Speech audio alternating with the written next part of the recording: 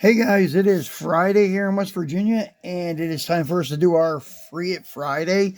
And once again, my voice is a little messed up today, so bear with me. We're gonna unbox some old Revell Lowriders. And I know this is nothing new for our channel. For the past couple months, we've been doing this because, as I mentioned before, I'm making that transition in my collection to go not fully to lowriders, but to lowriders and classic Mopars and some wagons.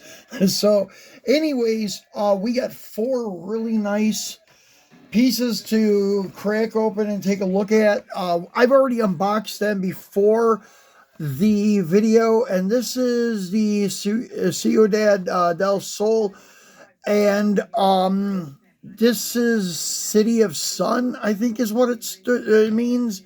Anyways, this is a pretty popular 63 Impala. It was the last popular one that I needed, and I've already opened it. And this is a very nice looking car. This teal color is very nice. And then the graphics are nicely done. As you can see, it's got an Aztec pyramid, and the City of the Sun must be like Mexico City. And anyways, car looks really good. Black with pink insert interior. Kind of corresponds with the pink pinstriping on the outside. All of the trim is done up in gold. It's kind of like the silver and maroon 6.4 that they have. Done the same way with all gold. They don't do this on very many of their cars, but occasionally you'll see one that has all gold trim with gold Daytons and such. So those ones are a little bit more in demand and a little bit pricier when you find them. I think this car was around $70 in the box. If you can find them loose, probably a little cheaper. I just couldn't find a loose example when I was looking for it. So I got this guy. I prefer to buy them already opened, especially if they come in the all plastic clamshell package, like a green light car or M2 car. Because these older Revells, I think the plastic has some kind of bad reaction to the paint, especially if they're stored in hot, humid conditions. I had two of them the other week that were kind of onto the contrary of one another. One was perfect. It was this caddy here. It was in the full plastic package. I opened it, and the paint's beautiful. Nothing wrong with it at all.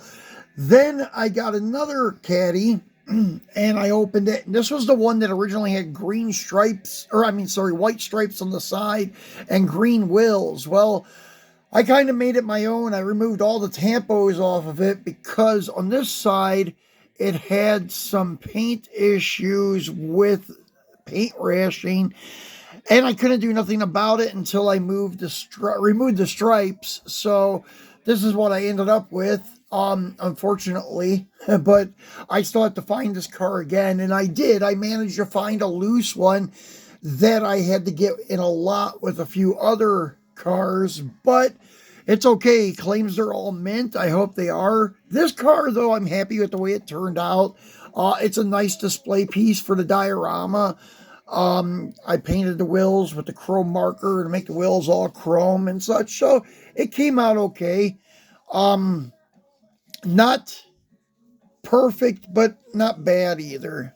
So, anyways, moving along to these other cars, we have a 6.4 here for you to take a look at, and this is the 64 Chevy Impala. Nothing special, like no special name or anything like that.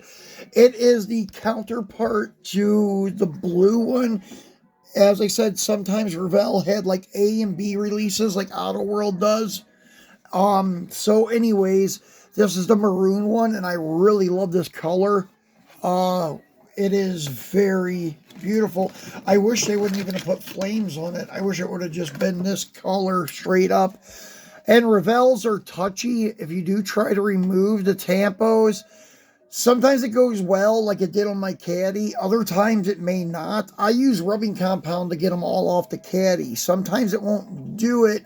You have to use a chemical, and sometimes the chemical, especially on these old releases, that will go all the way through the paint, or at least take the clear all the way off of it, and you have dull paint. So I'm not going to mess with it. I'll just leave these white flames on it. I don't mind them too much.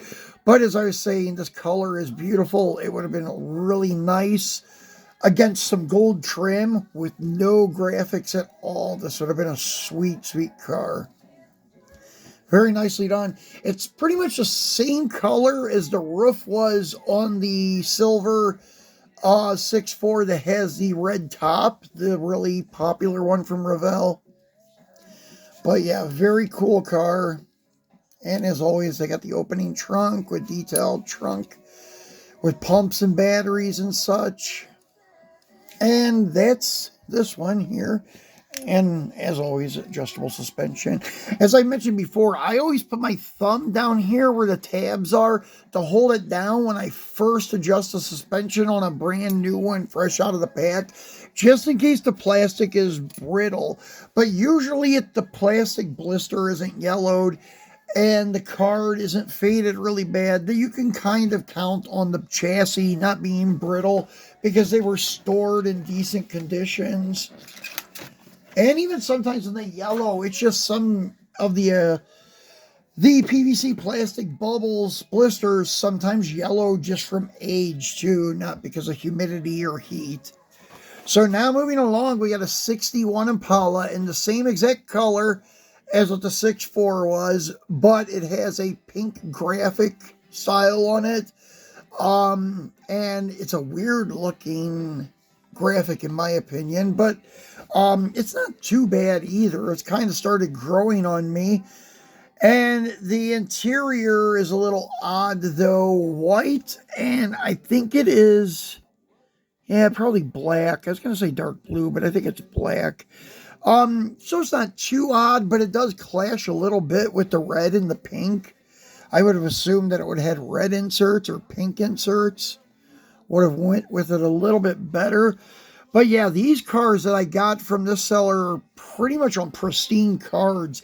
It's a shame to open them, but that's what I collect, is open releases. So that's what we're doing. We're cracking them all open. And I ordered this car once before and the paint was shot because it was stored in bad conditions. The top was all paint rashed and stuff. It looked really, really bad.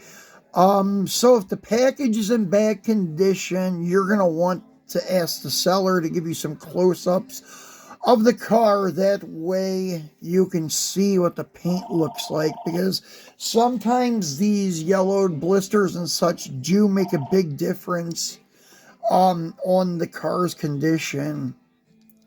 And detailed pumps and batteries. Nice looking car. I think this is a number 7 in my 61s. I think the Ciudad del Sol is also number 7 with my 6.3s. But anyways, moving to our last one, guys. And this is the Wizard Spell 90 Chevy S10 pickup, the one with the ugliest wheels. They only made one S10 that didn't have spokes on it, and it was this guy that has these tri-blade wheels on it. And this would have probably been a popular wheel back in this era of 2000. But in my opinion, if you're going to have a Lolo, you need to have spokes on it, or old school Supremes or Kragers, something like that, or wire spokes. That's exactly what a lowrider needs. But they went ahead and went all mini truck with this guy, and they kept kind of like a lowrider style paint job, but it is kind of how can I say, overdone. It's pretty much this truck right here. Actually, I'll show you with more graphics added. That's exactly, well, I see it. It's pretty much, they're the same color. Okay, and it has the same wizard on the back of it, except there's pink behind the wizard on this one. And then they put some extra pink lightning bolts on the hood, but they kept the stripe. Same thing on the side. You have these pattern pinstripe spots on the upper part of the truck, just like that one. But then they put that tribal pink lightning bolt flame, whatever you want to call it, on the side with some green patch type of patterns, I don't know, on the rocker panel area. And same thing with the deck lid. And this, I think, was gold trim, but I think the gold on this one has faded. Or maybe it was just because it wasn't, I don't know, done with the right gold. I don't know why one's darker than the other. But anyways, the trucks are the same. It's just this has extra graphics and different wheels. Even the interior is the same. Same damn truck, just a couple extra graphics. That's it. So, yeah, I noticed that the other day when I seen them sitting next to each other. I was like, they got the exact same type of paint job, except this one is just overdone. So, anyways, I got a set of spokes coming from my buddy Kyle in Canada, Diecast Mafia, so I could put spokes on this guy. I did have spokes on it that I took off of my extra Regal, and I put these 3D printed spokes on the Regal, which they don't look too bad, but I don't know, they were painted gold, so they don't look realistic. They look more of like a toy car would. Which they are toy cars, I know. But when you're buying 3D printed wheels, the objective is to get wheels that look real. If you're taking some off. So the wheels that were on the Regal to start with were nicer than what I put on it, but they're okay. I'll leave them on there for a while, and then the wheels that I'm getting from Kyle, I'm going to throw on this guy here. And the car that got the Regal's wheels, we'll take a look at tomorrow. I did a custom Revell Lowrider, and it came out really good. I'm impressed, even my own work, how it came out, and it really wasn't that much work. And it uses all Revell parts, a Revell adjustable chassis, and the 96 Impala SS body. So it's pretty cool. We'll check that out tomorrow because I want to crack open the new M2 95 S10 for you guys. So we'll take a look at that tomorrow. I hope you enjoyed our Free It Friday, and we will talk to you again tomorrow. Thanks for watching, guys, and enjoy the start to your weekend.